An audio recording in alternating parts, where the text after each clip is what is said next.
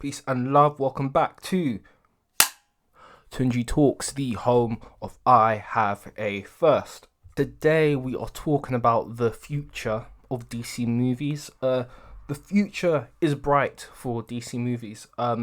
So the Hollywood Reporter, which is a trade, this is a kind of a paper that talks about all things movies and movie news,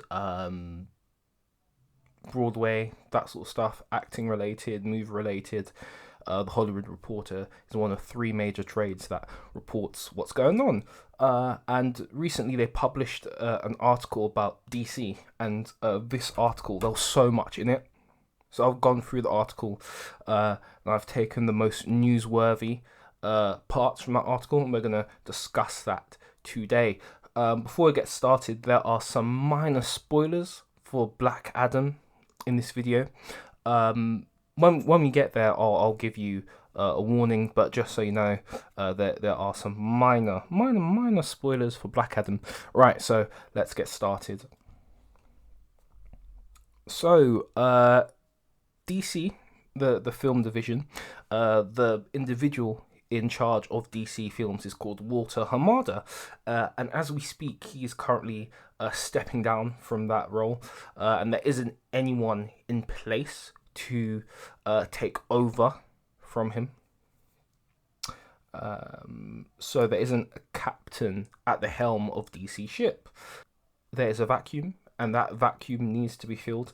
And right now, there are a number of well-known names who are trying to shape what the future of DC will look like. And we're going to talk about those well-known names and what plans they may have. So, let's start off with James Gunn. James Gunn, of course, who is the director behind Guardians of the Galaxy. He is behind the Suicide Squad, and he is behind the Peacemaker TV show. Right, so the Suicide Squad. One issue with that was that it came out in cinemas and on HBO Max at the same time. It was part of that day and date thing that HBO Max were doing, and I did a video on this called I believe it was called the HBO Max Gamble, or did the HBO Max Gamble pay off? I'll leave a link at the bottom of this video so you can check that out. Right now, James Gunn is pitching two DC movies to Warner Brothers. And there aren't any kind of like details on what these movies might be about. So I have a prediction. So I think one movie James Gunn has pitched to Warner Brothers is a new Justice League movie. Why do I say this? Well, James Gunn is coming over from Marvel, and at one point he was meant to be kind of like the second Kevin Feige, but that fell through.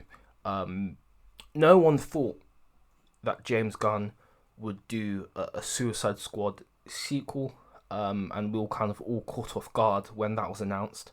And James Gunn has a track record of doing team-based superhero movies, so the Justice League seems like a good fit. The second movie could be an obscure superhero or superhero team.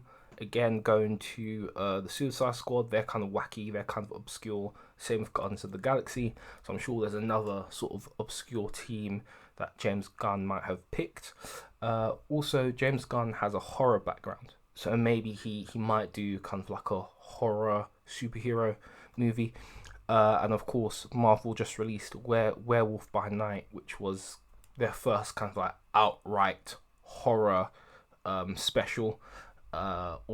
Obviously for Marvel, in Doctor Strange 2, that had like horror elements as well.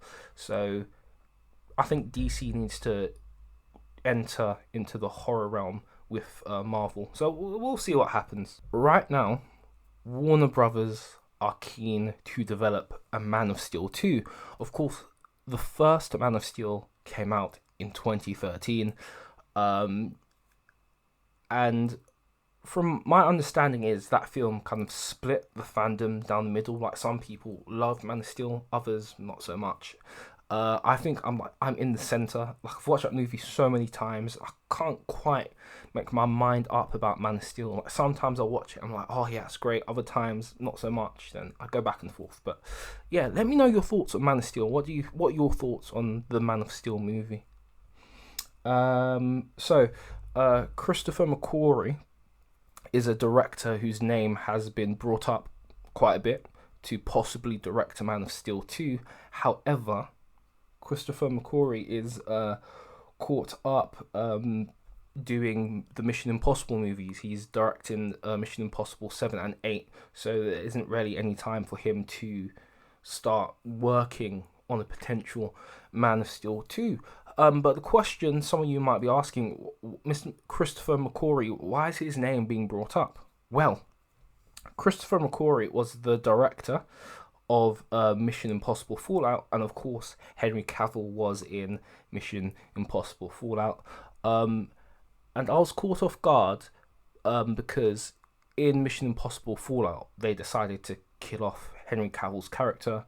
He would have been interesting to see if they could have brought him back, but they killed him off. And in the Mission Impossible universe, actually, we'll see. What are your thoughts on Mission Impossible Fallout? For me, Mission Impossible Fallout is probably the best Mission Impossible to date. We are going to take a quick break. This is how you can support the Tunji Talks channel. To support the show, there are two ways you can go about that: PayPal and Cash App. Cash App, # Tunji Talks, that's # Tunji Talks, that's # Tunji Talks, or PayPal, paypal.me/Tunji Talks, that's paypal.me/Tunji Talks, that's paypal.me/Tunji Talks. Right, we have come to that stage. We are at the minor spoiler section for Black Adam. So, if you don't want to know this minor spoiler, save this video and come back to it once you've watched Black Adam. Okay. You've been warned. Alright, we're moving on. So, Dwayne Johnson, aka The Rock, aka Black Adam, has plans for Superman in the Black Adam universe. So, Henry Cavill has a cameo as Superman in Black Adam. And that cameo was filmed in September. So in August we had a Comic-Con, and if you remember, the big news coming out of Comic-Con, the Black Adam panel, was that people were booing at the end because everyone thought that Henry Cavill would come out on stage. That didn't happen. And after that event, Henry Cavill's agent negotiated a deal for Henry Cavill to have a cameo role, and of course The Rock and Henry Cavill have the same agent. So with Henry Cavill's Superman having a cameo in Black Adam, this sets up a potential sequel for Black Adam versus Superman. Hopefully that movie makes $1 billion, because when we had the last DC versus, so that was Batman versus Superman, everyone was convinced that would be $1 billion movie. I believe it made around 600 to 700 million, around that, which was the higher ups were disappointed by that, because they were expecting $1 billion plus. So let's head over to Gotham City. Let's enter the Batman universe, and Matt Reeves is in charge of this sector of DC. Have you watched The Batman? Let me know down below, because that score was phenomenal, especially the main theme. Woo! That was such a wonderful score. Right, so Matt Reeves is currently working on The Batman 2. There isn't kind of like a release date yet, but he's working on that. And of course, we know of one spin-off that is coming. So Colin Farrell's Penguin, who was in The Batman, is getting his own TV show. And the Penguin TV show starts filming next year. So set photos will be coming out sometime early next year. So it'll be interesting to see those set photos and who else has been cast in that TV show. But wait, there's more. So Matt Reeves wants to do more with Batman, the Batman universe. So Reeves is meeting with other writers and directors because he wants to build upon what he developed in the Batman, and we are going to get more movies and TV shows about Batman's rogues gallery.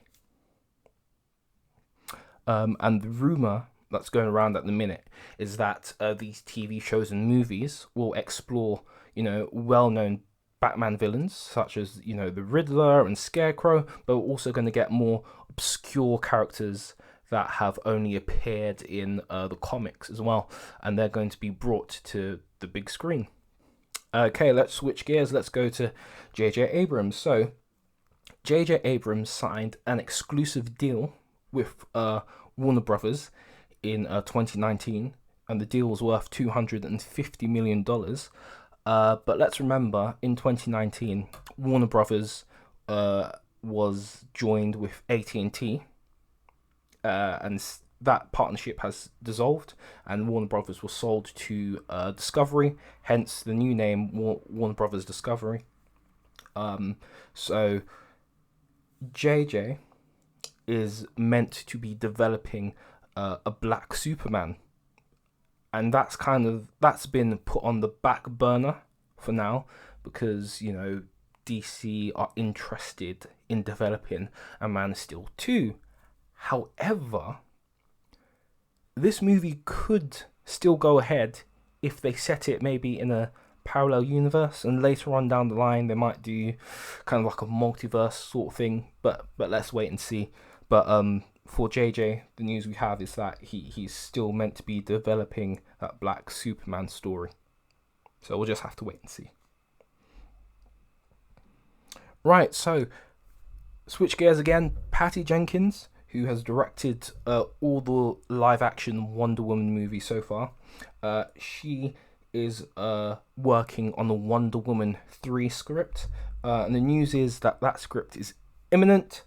So that script could come in anytime between now and the end of the year. So yes, what are your thoughts on Wonder Woman 2? I wasn't a fan of Wonder Woman 2.